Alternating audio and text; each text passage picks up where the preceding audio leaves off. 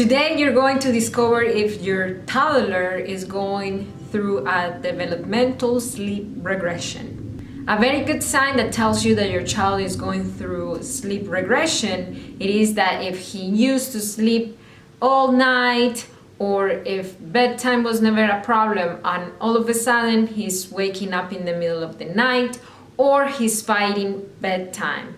That's a good sign, but I'm going to tell you what the actual causes of developmental sleep regressions are, so you start addressing the behavior from the root. Instead of just keep telling your child, go back to sleep, it's time for nighttime, it's time for bedtime, what are you doing out here? Or dealing with big tantrums just because you don't know where your child is coming from. My name is Marcela Collier. I am your Parenting with Understanding coach.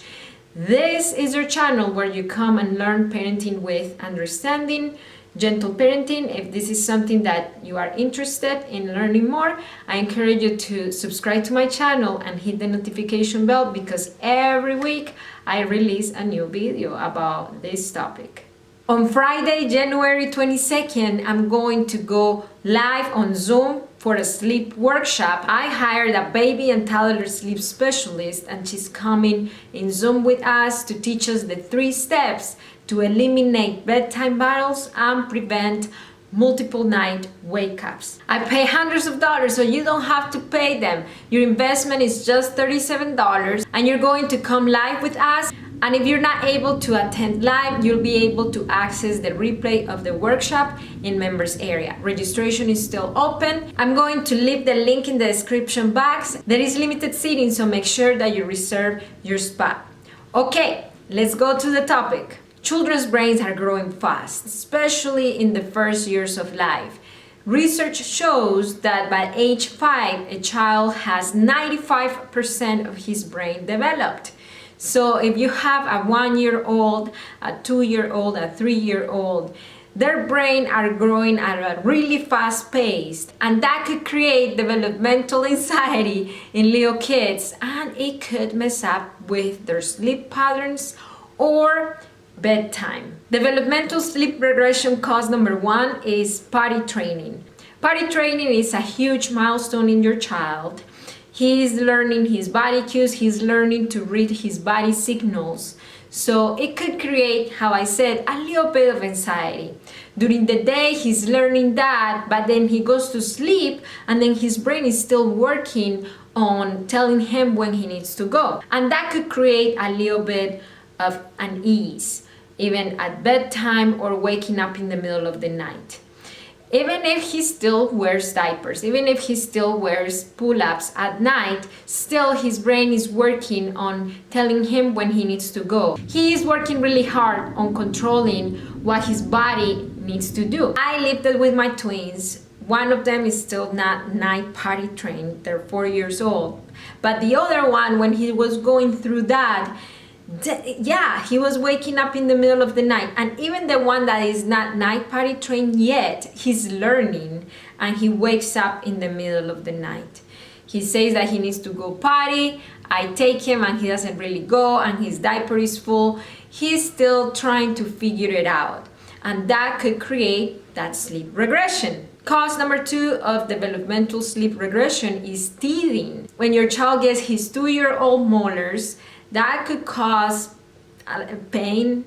He might be uncomfortable, he might be uneasy, and he might have a little bit of fever as well. That physical discomfort could make him wake up in the middle of the night frequently, or want to nurse more just because he wants to soothe, just because he wants to cope with that feeling. So that could be a reason why your child, who was sleeping well before, now he's waking up, and it's because he's teething. Developmental sleep regression cause number 3, it has to do with naps, and this one is a huge one because most children drop their naps by 3.5 years old.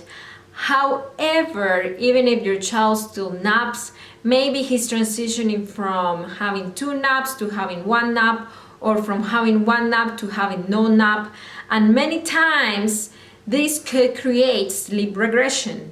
Why? Because if your child is going from having one nap to no nap. So this could present in a way that he may willingly nap, but then at bedtime he is awake and he fights you.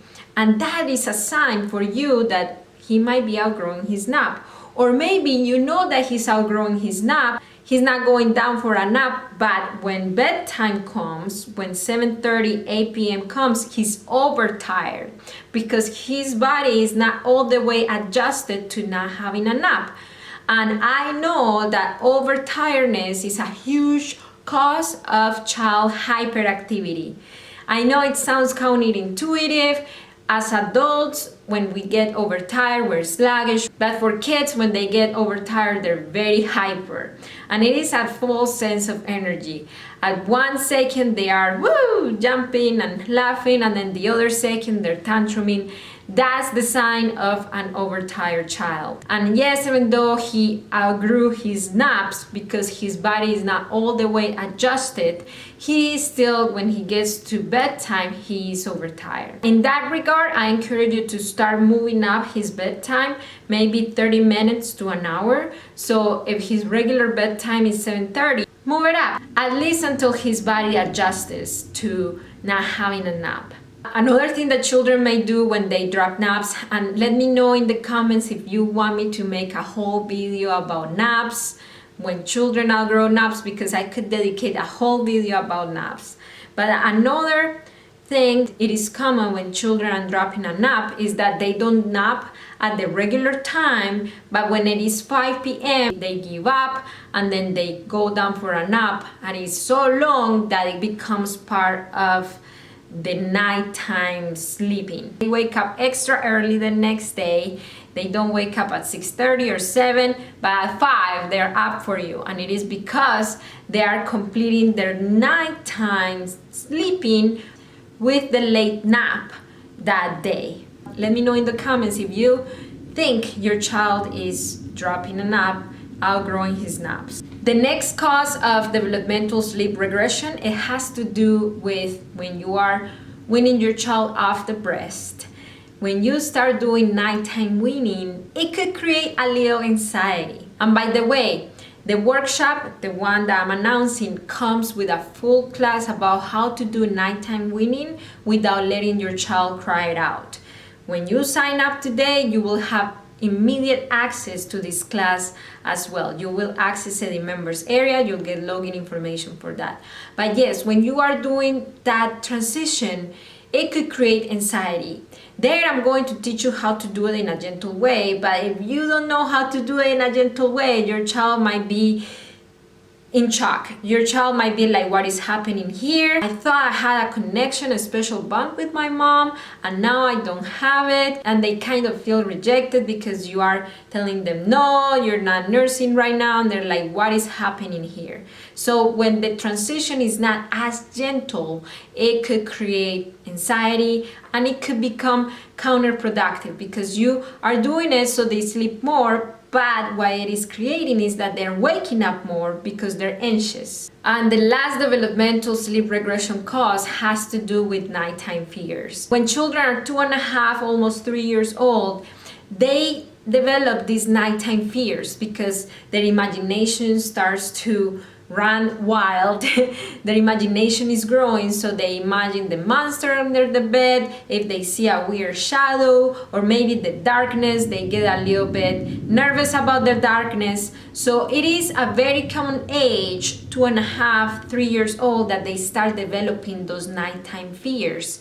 So they either fight bedtime or they wake up at night. If they're already sleeping in their toddler bed, they might go and try to co-sleep because they are fearful and you are their safe space.